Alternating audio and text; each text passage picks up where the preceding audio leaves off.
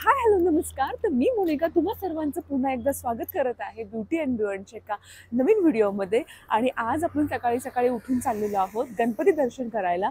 So पुण्यातलं आपल्याला basically Dagdusheth Halwai गणपतीला जायचं. त्याच्यानंतर आपण जेवढे काही शक्य आहेत तेवढे फेमसवाले जे पुण्यातले गणपती असेल त्यांचं दर्शन घेऊयात. तर माझ्यासोबत चला आता.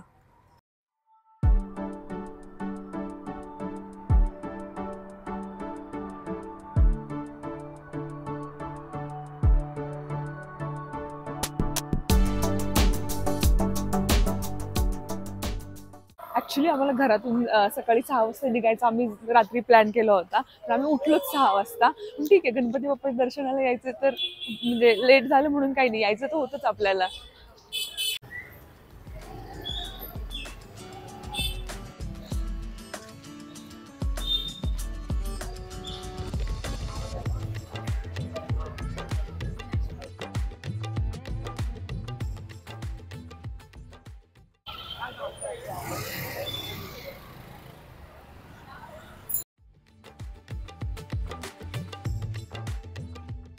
तर आपण मंदिराजवळ येऊन पोहोचलो होतो. मी म्हणल्याप्रमाणे आपण पहिलं दगडूशेठ हलवाई गणपतीचं दर्शन घेणार होतो. पण नेमकं इथे पोहोचलो आणि पाऊस चालू झाला. असं आता थोडंसं बाजूला थांबलोय, 5-1 मिनिटाचा वाट पाहतो, कारण आता पाऊस मला असं वाटतं थोडासा कमी होईल. पावसाचा जोर कमी झाल्यानंतर आपण दर्शनासाठी निघूयात.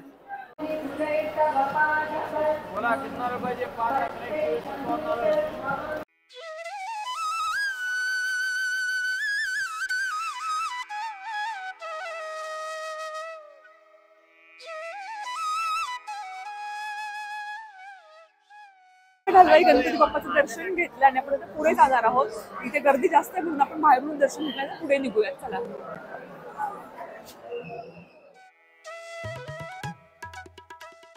तर आपण आता निघालो आहोत मंडई गणपतीचं दर्शन घ्यायला. तर चला.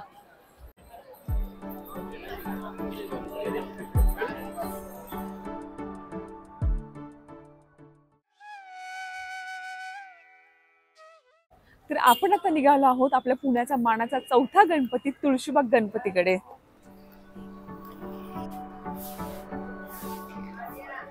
तर हा आहे तुळशीबागेचा गणपती.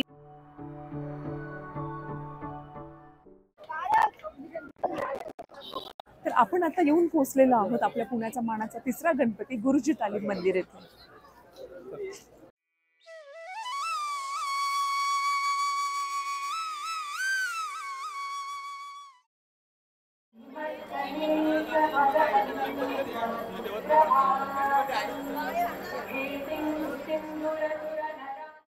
तर आपण आता चाललेलो आहोत तांबडी जोगेश्वरीच्या बाप्पाचं दर्शन घ्यायला. तर चला.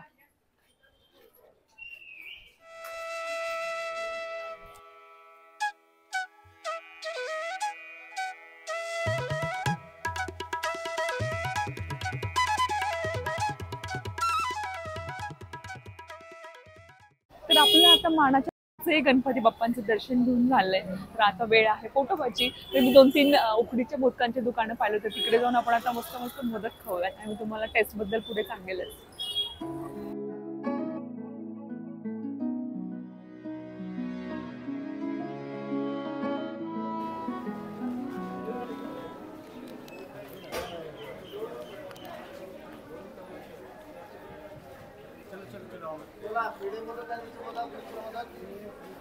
चांगला आहे. सारण तर मोदकांचं चांगलंच असतं.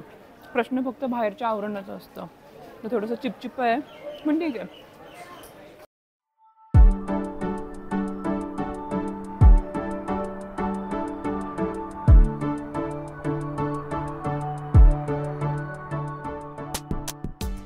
तर मंडळी, तुम्हाला ऑलरेडी माहितीच आहे, गणपतीच्या दिवसांमध्ये आपल्याला पेठांमध्ये गाडी घेऊन फिरता येत नाही. तर म्हणून आम्ही शनिवार वाड्याच्या बाहेर गाडी लावली होती. आणि बरं झालं की आपण सकाळी सकाळी बाप्पांचे दर्शन घेतले, कारण आता उन्हाची तीव्रताही वाढत चालली आणि गर्दीही वाढत चालली आहे.